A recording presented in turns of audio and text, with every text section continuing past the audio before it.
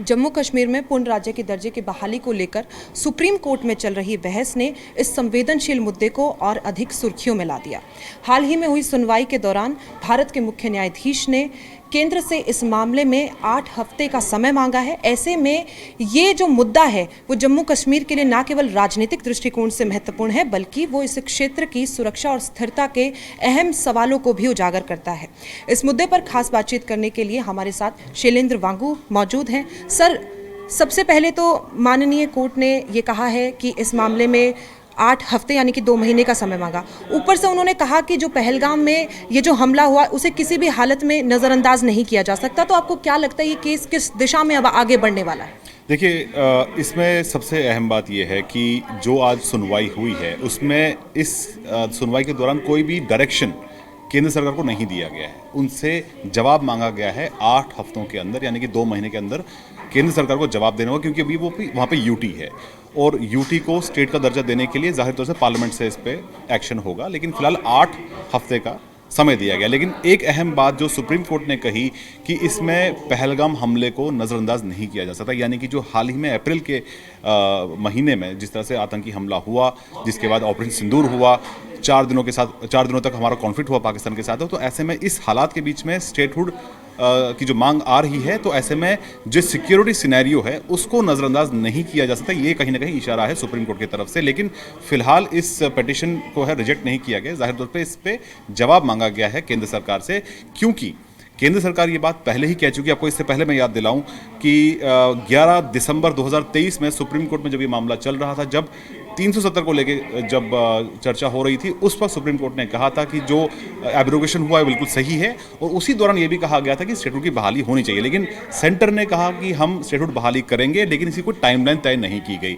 उसके बाद हमने देखा चुनाव भी हुए, उससे पहले डिलिमिटेशन हुआ, लेकिन स्टेटहुड को लेकर जो मांग है वो लगातार जम्मू कश्मीर में उठ रही है। और उमर अब्दुल्ला सरकार जो है वो उसके लिए जो उनसे बन पा रहा है स्टेटहुड की बहाली को लेकर वो कदम उठा रहे हैं। इसी में हमने हाल ही में देखा कि उनकी तरफ से, उमर की तरफ से, दिल्ली में जो पार्टी, जो नेशनल पार्टीज हैं, जो पार्लियामेंट में पार्ट हैं जिनका, उनसे कहा गया है कि स्टेटहुड के मुद्दे पर वो पार्टियां भी उमर अब्दुल्ला सरकार और जो स्टेट की जो डिमांड है स्टेटहुड को लेकर, उसमें उनकी मदद करें। 370 और 35 से हटने के बाद से ये जम्मू कश्मीर का सबसे बड़ा राजनीतिक मुद्दा है। अब ऐसे में अगर वो केंद्र सरकार जवाब दाखिल करती है तो कौन कौन से मुख्य कारण, क्या विकल्प रहेंगे, किनको देखते हुए ये जवाब दाखिल किया जाएगा? देखिए, पहली बात ये कि जब पुलवामा हमला हुआ था उसके बाद हमने देखा कि भारत ने कई कदम उठाए थे। पुलवामा हमला जो फरवरी के महीने में हुआ था, 14 फरवरी को, उसके बाद 5 अगस्त 2019 में ये बड़ा फैसला लिया गया सेंटर की तरफ से, जब 370 को एब्रोगेट किया गया, 35 को हटाया गया और जम्मू कश्मीर लद्दाख को 2 हिस्सों में या 2 यूटीज में बांटा गया, जम्मू कश्मीर और लद्दाख। तो इसी बीच हमने देखा कि उमर सरकार की तरफ से ये कोशिश की जाती रही कि स्टेटहुड की बहाली को लेकर सेंटर पर कहीं ना कहीं दबाव बनाया जाए। और हमने पिछले दिनों उमर के जो चिट्ठी उन्होंने लिखी थी और जो असेंबली सेशन था उसमें भी एक रेजोल्यूशन पास किया गया।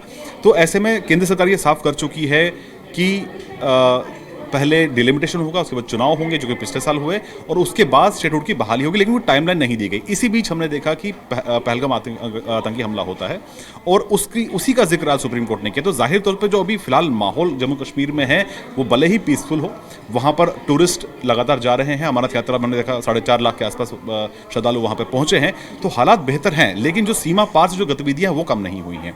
हमने कल ही देखा कि इस तरह से इन्फिल्ट्रेशन के अटेम्प्ट्स अभी भी लगातार जारी हैं। पाकिस्तान की तरफ से अभी भी इससे बयान दिए जा रहे हैं, पाकिस्तान के आर्मी चीफ अमेरिका जाके इस तरह के बयान दे रहे हैं। तो ऐसे में जो भी पॉइंट्स होंगे, जो भी फैक्टर्स होंगे, इन तमाम फैक्टर्स को समझा जाएगा, उन तमाम फैक्टर्स पर काम किया जाएगा, तभी स्टेटहुड की बहाली होगी। इसमें कोई जल्दबाजी फिलहाल तो नहीं है, क्योंकि फिलहाल 2 महीने के लिए इस पर सुनवाई नहीं होगी। 2 महीने बाद यानी मान लीजिए मिड अक्टूबर के आसपास में जब सुनवाई होती है, तब केंद्र सरकार को जवाब देना होगा सुप्रीम कोर्ट के अंदर कि आखिर केंद्र सरकार इस पूरे सिनेरियो को कैसे देखती है और बहाली कब तक हो पाएगी। और ऐसे में स्टेटहुड को लेकर लगातार जो हम ये मांग देख रहे हैं कि मांग उठ रही है, जो पॉलिटिकल पार्टीज है जम्मू कश्मीर की, खासतौर से नेशनल कॉन्फ्रेंस। लेकिन जो पीडीपी है, पीडीपी का ये कहना है कि सिर्फ स्टेटहुड उनकी मांग नहीं है, वो तो रेस्टोरेशन ऑफ 370 और 35 से मांग रहे हैं, जिसको लेकर साफ कर दिया है केंद्र सरकार की तरफ से। खुद गृह मंत्री अमित शाह कह चुके हैं कि वो उसकी बहाली नहीं होगी। लेकिन स्टेटहुड को लेकर प्रॉमिस किया जा चुका है सेंटर की तरफ से, लेकिन अब ये देखना होगा कि वो बहाली कब तक हो पाती है। हालांकि हमने ये देखा कि पिछले कुछ महीनों के अंदर, कुछ करीब एक डेढ़ साल के अंदर जो वहाँ पर डेवलपमेंट वर्क्स हुई हैं, सिक्योरिटी सिनेरियो इंप्रूव हुआ है, लेकिन इसके बावजूद सीमा पार से जो गतिविधियाँ हैं उसमें कोई कमी नहीं आई। जाहिर तौर पर आपने इसके बारे में बात की, अगर वहाँ पर गवर्नमेंट मतलब स्टेटहुड दे दिया जाता है, अभी जो दायित्व है पूरी तरीके से राज्य सरकार पर आ जाएगा, और उसके बाद आपको लगता है कि आपने कहा कि धमकियाँ आती रहती हैं, अभी फ़िलहाल हमने कल भी देखा था आसिम मुनीर की तरफ से भी इस तरह की स्टेटमेंट्स आती रहती हैं, फिर वो सिचुएशन आपको लगता है कि उस टाइम पे संभाल पाएंगे? और ऐसे में आपने ये भी बात की कि 31 जुलाई को उमर अब्दुल्ला साहब भी गए थे गुजरात, उस टाइम पे भी पीडीपी ने भी, ये दो सवाल मैं मिक्स कर रही हूँ यहाँ पे, पीडीपी ने भी आरोप लगाया था कि वो वहाँ पर केंद्र सरकार को खुश करने पर लगे हैं। तो ये चीज़ें किस तरीके से आप इनको डिफाइन करेंगे? देखिए, पहली बात तो ये है कि इस वक्त अगर हम देख रहे हैं करंट सिचुएशन जो हमारे पास जिसे जेस्चर्स कहते हैं, उसे साफ है कि उमर अब्दुल्ला सरकार जो है वो केंद्र सरकार के साथ खड़ी है। हमने देखा कि ऑपरेशन सिंदूर के दौरान भी उमर सरकार ने समर्थन किया था और ये कहा था कि जो भारत ने किया वो राइट टू रिप्लाई था, एक तरह से पाकिस्तान को जो हमने जवाब दिया। दूसरी अहम बात, जो भारत ने फैसला किया कि इंडस वाटर ट्रीटी को हम अबेंसमेंट कर रहे हैं, उसका खुद उमर अब्दुल्ला ने स्वागत किया और यहाँ तक कह दिया कि इसका सबसे ज़्यादा फायदा जम्मू कश्मीर को होगा, कि जब हम अपने पानी को इस्तेमाल कर पाएंगे प्रोजेक्ट्स में, तो जाहिर तौर पर इसका सीधा फायदा जम्मू कश्मीर की आवाम को होगा। तो वहाँ पर भी उन्होंने सपोर्ट किया। पिछले दिनों हमने देखा कि उमर अब्दुल्ला गुजरात भी गए थे, स्टैच्यू ऑफ यूनिटी के पास भी गए थे, तो वहाँ से भी एक मैसेज जाता है कि जम्मू कश्मीर जो कि भारत का अभिन्न अंग है, वो उस जगह पर जाकर एक यूनिटी का मैसेज दे रहे हैं, जिसका खुद प्रधानमंत्री मोदी ने भी इस ट्वीट का जिक्र किया। तो ऐसे में उमर अब्दुल्ला सरकार और सेंटर के बीच में कोई तालमेल की कमी नहीं है। लेकिन ये ज़रूर है कि पिछले दिनों जम्मू कश्मीर में इसको लेकर बहुत अफवाह उड़ी थी कि 5 अगस्त को कुछ बड़ा होने वाला है। संसद सत्र चल रहा था, लेकिन खुद इन अटकलों को विराम डालने के लिए खुद उमर अब्दुल्ला ने शाम को ट्वीट किया और कहा कि कल कुछ नहीं होगा, लेकिन मैं उम्मीद करता हूं आने वाले दिनों में एक अच्छी खबर जम्मू कश्मीर को मिलेगी। दूसरी अहम बात जो कि आपने पूछा कि अगर ये स्टेटहुड वापस मिलता है तो क्या होगा, सबसे बड़ी बात यह है कि करंट यूटी में जो पावर है वो एलजी के पास है, यानी कि जो लॉ एंड ऑर्डर है और जो पुलिस है उसका दायित्व जो है वो एलजी मनोज सिन्हा के पास है, यानी कि इनडायरेक्टली वो केंद्र के पास है। होम मिनिस्ट्री के पास वहाँ की लॉ एंड ऑर्डर, वहाँ की सिक्योरिटी की पूरी जिम्मेदारी इस वक्त केंद्रीय गृह मंत्रालय के पास है, यानी केंद्र सरकार के पास है। तो अगर स्टेटहुड मिलता है तो ऐसे में बाकी स्टेट्स के हिसाब से अगर देखा जाए तो जो पुलिस की जो पावर होती है वो चीफ मिनिस्टर के पास रहती है, जो होम डिपार्टमेंट होता है उसके पास वो पावर रहती है। फिलहाल वो होम डिपार्टमेंट उमर के पास उस तरह से नहीं है। तो ऐसे में जो अटकलें अब लग रही हैं, क्योंकि देखिए कुछ ब्लैक एंड व्हाइट में नहीं है, अटकलें ये लग रही हैं कि जम्मू कश्मीर को राज्य का दर्जा मिलेगा, लेकिन उसमें कुछ शर्तें होंगी। जैसे कि दिल्ली में, दिल्ली की अगर हम बात करें, दिल्ली भी एक यूटी है, दिल्ली के अंदर जो स्टेट गवर्नमेंट है उनके पास दिल्ली पुलिस को रिपोर्ट नहीं करती है, दिल्ली पुलिस रिपोर्ट करती है गृह मंत्रालय को। उसी तरह से जम्मू कश्मीर में ये अटकलें हैं, इसमें कोई प्रूफ अभी तक नहीं है, इसमें कोई आश्वासन या इसमें कोई अब तक फैसला नहीं हुआ है, लेकिन इस तरह की अटकलें चल रही हैं कि जम्मू कश्मीर में अगर स्टेटहुड वापस किया भी जाता है तो इसमें जो ये पुलिस और जो सिक्योरिटी है, जो लॉ एंड ऑर्डर है, उसका दायित्व एलजी के पास ही रहेगा। कहने का मतलब ये है कि वो एक सेंसिटिव स्टेट है, वो बॉर्डर के एरियाज़ वहाँ पे हैं, चाहे इंटरनेशनल बॉर्डर की बात करें या एलओसी की बात करें, तो वो सेंसिटिव एरियाज़ हैं। तो वैसे में न सिर्फ एक्सटर्नल थ्रेट्स, लेकिन जो इंटरनल थ्रेट्स भी हम पिछले कुछ सालों में हमने देखा है हुई हैं, ये जो डोमेस्टिक कुछ मिलिटेंट्स है या टेररिस्ट हैं जाहिर तौर पर, और वहाँ पर हमने पिछले दिनों देखा कि छापे बहुत सारे पड़े थे, सीआईए भी अपना काम कर रही है, एसआईए भी अपना काम कर रही है। तो ऐसे में जाहिर तौर पर वो एक सेंसिटिव एरिया है, तो ऐसे में उसकी जिम्मेदारी वापस उमर को देना, ये एक फैसला लेना होगा केंद्र सरकार को। लेकिन हालांकि वहाँ की पीस, वहाँ की तरक्की, ये पीएम मोदी खुद कह चुके हैं कि वो चाहते हैं कि जम्मू कश्मीर काफ़ी आगे बढ़े। इसीलिए इस आखिरी फैसला ये कब तक हो पाएगा, उसका क्या प्रारूप होगा, उस पर भी देखना बाकी है। जी, पीएम मोदी ने भी कहा था 10 महीने पहले ही कि जब समय आएगा जम्मू कश्मीर को उसका दर्जा दिया जाएगा। हमने बात की स्टेटहुड का दर्जा मिला तो क्या परिस्थितियां रह सकती है, अगर नहीं मिलता है, दिल्ली के बारे में आपने बात की, तो कि दिल्ली की जो सियासत है वो जो टकराव वाली स्थितियां हैं, क्योंकि कहीं ना कहीं उमर अब्दुल्ला चाहते हैं कि वो स्वतंत्र तरीके से वहाँ पर काम करें, और अगर ऐसा होता है तो क्या वो सेफ रहेगा? ये मैं आपसे जो सवाल पूछ रही हूँ कि स्टेटहुड का मुद्दा अगर वहाँ पर उन्हें दे दिया जाता है तो क्या वो ठीक रहेगा? एक सवाल अपनी तरफ से? देखिए, पहले तो ये कि जम्मू कश्मीर में पहले से ही स्टेटहुड रहा है, जब से जी। जम्मू कश्मीर जो है भारत का अभिन्न अंग हुआ है, उसके बाद से ही वहाँ पर जो लॉ एंड ऑर्डर की जिम्मेदारी है वो स्टेट गवर्नमेंट की रही है। हमने सक्सेसिव गवर्नमेंट्स का देखा है कि इससे पहले उमर अब्दुल्ला इससे पहले भी सीएम रह चुके हैं, महबूब मुफ्ती सीएम रह चुकी हैं, उनके वालिद मुफ्ती मोहम्मद सईद भी सीएम रह चुके हैं। तो इन तमाम ड्यूरेशन के दौरान जो लॉ एंड ऑर्डर है वो सीएम के होम डिपार्टमेंट के अंडर रहता है। तो ऐसे में अगर वापस किया जाएगा तो ऐसे में ये फैक्टर इन भी किया जाएगा कि जो इस वक्त के हालात हैं, जो पिछले 6 सालों के अंदर 2019 से लेकर 2025 तक जो कुछ भी हमने अचीव किया है, जो कुछ भी सिक्योरिटी के लिहाज से, डेवलपमेंट के लिहाज से, और एक एनवायरनमेंट ऐसा बनाया गया है कि जम्मू कश्मीर में हमने देखा कि जिस तरह से पहले कैलेंडर निकाले जाते थे, जिस तरह से हड़ताल की कॉल्स दी जाती थी, जिस तरह से हुर्रियत पहले ऑपरेट करती थी, जिस तरह से सीमा पार से गतिविधियां वहां पर बहुत ज़्यादा तेज थी, उन सबको लगाम लगाने के लिए, उन सबको कंट्रोल करने के लिए बहुत से कदम उठाए गए हैं। और हमने ये भी देखा है कि जो ऐसे गवर्नमेंट एम्प्लॉयज़ हैं जिनका कहीं ना कहीं लिंक रहा है टेरर आउटफिट्स के साथ में, उनके खिलाफ भी कार्रवाई की गई, उनको नौकरी से बर्खास्त किया गया। तो ये तमाम कदम उठाए गए ताकि एक ऐसा एनवायरनमेंट वहाँ पे क्रिएट किया जा सके जो कि टेरर फ्री हो, जो कि वायलेंस फ्री हो। तो ऐसे में अगर स्टेटहुड के अगर रिटर्न किया जाता है तो ये जिम्मेदारी लॉ एंड ऑर्डर की क्या ये स्टेट गवर्नमेंट को वापस दी जाएगी, नहीं दी जाएगी, इस पर फिलहाल विचार चल रहा है। लेकिन इसका प्रारूप क्या होगा, जिसमें कहा कि अभी प्रारूप को लेकर क्लैरिटी नहीं है कि प्रारूप क्या होगा। हो सकता है इस तरह की अटकलें हैं कि जो दिल्ली में जैसा सिस्टम है, दिल्ली भी यूनियन टेरिटरी है और दिल्ली में पार्लियामेंट भी है, दिल्ली देश की राजधानी है। तो ऐसे में दिल्ली की सिक्योरिटी की जिम्मेदारी दिल्ली पुलिस की है और दिल्ली पुलिस जो है रिपोर्ट करती है गृह मंत्रालय को। तो जाहिर तौर पर ये एक स्ट्रक्चर हो सकता है, लेकिन ये फाइनल ही होगा ये हम कह नहीं सकते। लेकिन इस तरह की अटकलें फिलहाल वहां पर चल रही थी। लेकिन इसी बीच हमने देखा कि उमर अब्दुल्ला लगातार अपनी आवाज़ उठा रहे हैं। हमने देखा कि वो ममता बनर्जी से मिले थे कुछ दिन पहले, उसके बाद वो गुजरात भी गए थे और उन्होंने ये भी समर्थन किया है कि जो इंडस वाटर ट्रीटी है उसका अब सीधा फायदा, अवेंस में डालने का सीधा फायदा जम्मू कश्मीर की आवाम को होगा। उन्होंने ऑपरेशन सिंदूर को लेकर भी सपोर्ट किया था केंद्र सरकार का। और हमने ये भी देखा कि पिछले दिनों जो अटकलें चल रही थी, इसी बीच प्रधानमंत्री मोदी और गृह मंत्री अमित शाह की मुलाकात जो है वो राष्ट्रपति से हुई थी, तो उसके बाद ये अटकलें काफ़ी तेज़ हो गई थी। लेकिन फिलहाल जो हमारी अंडरस्टैंडिंग है उसके मुताबिक स्टेटहुड को लेकर कोई जल्दी नहीं है, कोई टाइमलाइन नहीं है अभी तक। हालांकि अब देखना ये होगा कि जब अक्टूबर के मिड में जब दोबारा सुनवाई होती है इस स्टेटहुड के पिटीशंस को लेकर, तो ऐसे में केंद्र सरकार क्या जवाब देती है उस पर ये निर्भर करेगा कि अक्टूबर के बाद जो तस्वीर होगी जम्मू कश्मीर की वो क्या होगी। तमाम पार्टियां हैं, कुछ स्टेटहुड का मुद्दा मांग रहे हैं। पीडीपी की आपने बात की थी कि वो स्टेटहुड के साथ बाकी चीज़ें भी मांग रहे हैं। तो ऐसे में अगर राज्य सरकार वहाँ पे आ जाती है, वो दर्जा उन्हें मिल जाता है, तो वो उस तरीके से वहाँ पे काम भी कर पाएगी, इसके बारे में भी हमने बात की। लेकिन आपको बता दें कि जो पीछे उमर अब्दुल्ला साहब ने विधानसभा में राज्य दर्जा बहाली को लेकर वहाँ से प्रस्ताव पास करा लिया था, उसके बाद मनोज सिन्हा ने भी उस पर साइन करके सेंटर में भेज दिया।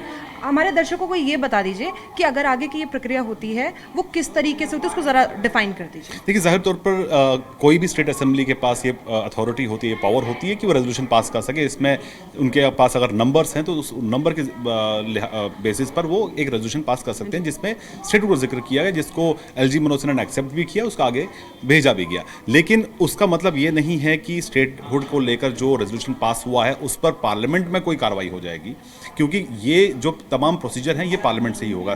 जब हमने देखा कि 5 अगस्त 2019 में जो कार्रवाई हुई थी या जो है जो एब्रोगेशन हुआ था 317 और 35A को लेकर और स्टेटहुड को लेकर, ये तमाम जो प्रोसेस है ये थ्रू पार्लियामेंट हुआ था, क्योंकि पार्लियामेंट सबसे बड़ी कॉन्स्टिट्यूशनल बॉडी है देश में।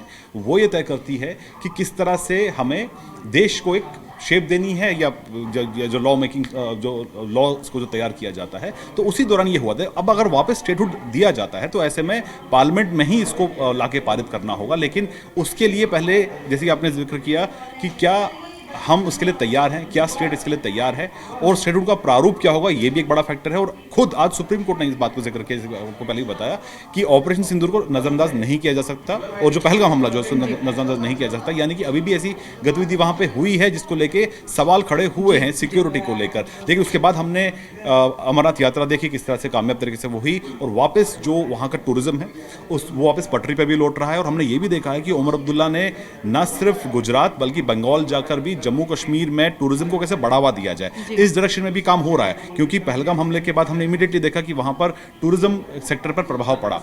वहाँ पे बहुत से टूरिज्म जो एजेंट्स होते हैं या जो कंटेंडर्स जो उसमें है टूरिज्म सेक्टर में, उन्होंने भी लगातार कोशिश की और देश के अलग अलग हिस्सों में जाके ये बताने के लिए कि जम्मू कश्मीर एक सुरक्षित जगह है। वहाँ पर यहाँ तक कि महबूबा मुफ्ती ने हमारे इंटरव्यू में भी आपसे कुछ दिन पहले ये बात कही है, उन्होंने भी ये कहा, अपील की है कि जम्मू कश्मीर में अब हालात पहले से बेहतर हैं।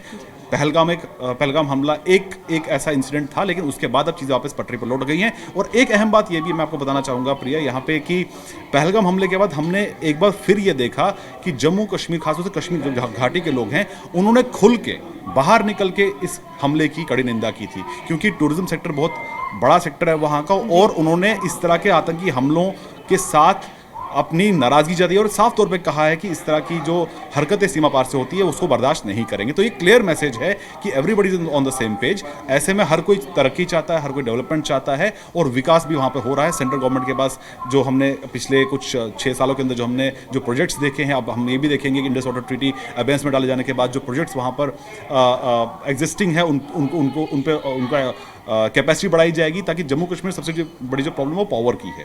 बिजली की समस्या अगर हल हो जाती है तो बहुत तरक्की भी होगी, इन्वेस्टमेंट्स भी होंगी। तो ये एक बड़ा फैक्टर है, और हम जिस दिशा में भी जा रहे हैं, स्टेटहुड एक उसमें पड़ाव है। लेकिन जो बड़ी पिक्चर वो ये है, हमने ये भी देखा है कि 2019 के बाद में कि न सिर्फ देश के अलग हिस्सों से बल्कि विदेशों से भी, हमने यूएई से भी डेलीगेशन देखे कश्मीर आते हुए कि वो वहाँ पर जाके मॉल बना रहे हैं, वहाँ जाके सुपरमार्केट्स बना रहे हैं। तो ये इन्वेस्टमेंट्स लेके आना, उसके लिए सुरक्षा का माहौल बहुत ज़रूरी होता है। तो इसीलिए सुरक्षा एक बड़ा फैक्टर होगा ये तय करने के लिए कि स्टेटहुड की वापसी बहाली कब तक होगी। थोड़ा सा आखिर में रुख करते हैं दिल्ली की तरफ। प्रधानमंत्री और गृह मंत्री अमित शाह ने जब मुलाकात की थी राष्ट्रपति द्रौपदी मुर्मू से, हालांकि वो मुद्दा पता लगा हमें क्या है, पर उस वक्त भी थोड़ी खबरें निकलकर सामने आ रही थी कि कुछ बड़ा होगा, क्योंकि 2019 5 अगस्त को ये हटाई गई थी 370 और 35 से। उसके बाद में राम मंदिर की भी उसी दिन, तो एक उम्मीद थी कि 5 अगस्त को इस बार कुछ बड़ा हो सकता है। हालांकि उनकी तरफ स्टेटमेंट भी सामने आती रहती हैं। ये कहा कि सही समय आपको क्या लगता है, क्योंकि उनका अंदाज़ा लगाना तो बेहद मुश्किल है। देखिए, एक मैं नाम नहीं लूँगा, एक प्रोमिनेंट इंसान ने ये बात हाल ही में कही कि आपको क्या लगता है कि हम हर 5 अगस्त कुछ बड़ा करेंगे? वो मुमकिन नहीं है। तो जाहिर तौर पर जो सही समय पर जो फैसला लेना था, मैं ये मानता हूँ कि पुलवामा आतंकी हमले के बाद ये तय किया गया कि पाकिस्तान को सबक सिखाना है। हमने उसके बाद कार्रवाई भी की, और उसके कुछ महीनों के अंदर हमने 370 एब्रोगेट किया, और पूरी तरह से जम्मू कश्मीर जो है वो भारत का अभिन्न अंग बन चुका है। और जो केंद्रीय लॉज वहाँ पे इंप्लीमेंट नहीं हो रहे थे, क्योंकि उससे जो भी कानून यहाँ से पास होता था उसको पहले वहाँ की असेंबली से भी ग्रीन सिग्नल कराना पड़ता था, लेकिन अब वो नहीं। अब जो भी यहाँ कानून पारित होता है वो सीधा इंप्लीमेंट होता है जम्मू कश्मीर में। यहाँ से अगर कोई नेशनल एजेंसी अगर वहाँ जाती है तो पहले उसको वहाँ की परमिशन लेनी पड़ती थी। अब वो चीज़ें नहीं है, जो दीवारें जो बीच में थी वो खत्म हो चुकी हैं। तो ऐसे में अब 5 अगस्त 2019 के बाद से जो अब की तस्वीर हो काफ़ी बदल चुकी है। टूरिज्म लगातार बढ़ता जा रहा है। हमने अमरनाथ यात्रा पिछले साल भी देखी, कामयाब रही। इस साल भी हमने कामयाब अमरनाथ यात्रा देखी। लेकिन अब ये बहाली कब तक होगी इसका जवाब मेरे पास भी नहीं है, क्योंकि कोई टाइमलाइन नहीं है। लेकिन ये ज़रूर है कि तमाम फैक्टर्स को ध्यान में रखकर ही ये फैसला लिया जाएगा। और माना यह भी जा रहा है कि उमर सरकार और जो सेंट्रल गवर्नमेंट है उनके बीच में तालमेल काफ़ी अच्छा है। और इसको लेके ये भी कहा गया है कि जो बिल पारित किया गया था रेजोल्यूशन, उसमें ये भी कहा गया कि उमर को ऑथराइज किया गया है कि वो सेंट्रल गवर्नमेंट के साथ इस मुद्दे पर सीधे बातचीत करें। ये भी माना जा रहा है कि बहुत जल्द वो मुलाकात भी करने वाले, आने वाले वक्त में फिर एक बार इस मुद्दे को लेकर दिल्ली में होंगे। तो ऐसे में तमाम चीज़ों को फैक्टर इन किया जाएगा। अपने पड़ोसी देश की जो हरकत है उसको भी नज़र में रखा जाएगा। उसके बाद ही स्टेटहुड क्योंकि हक है, और ये बात खुद केंद्र सरकार, खुद गृह मंत्री अमित शाह ये बात पार्लियामेंट में कह चुके हैं कि स्टेटहुड जो है उसको रिस्टोर किया जाएगा। लेकिन वो कब तक होगा उसके पर कोई टाइमलाइन नहीं। जी, बहुत बहुत शुक्रिया। हाल ही में जो सुनवाई हुई है उसके बाद से पक्ष कुछ कहेगा, विपक्ष कुछ कहेगा, कोई सही टाइमलाइन अभी हम भी नहीं बता सकते आप लोगों को क्या है। लेकिन कौन से बड़े विकल्प होंगे उस पर हमारी नज़र बनी रहेगी, और क्या कुछ बड़े फैक्टर्स हो सकते हैं, और आगे इस मामले में क्या कुछ होने वाला है उसके अपडेट हम देखते रहेंगे। फिलहाल आज के लिए इतना ही, हमें दीजिए इजाज़त। आप देखते रहिए News 18 JKLH।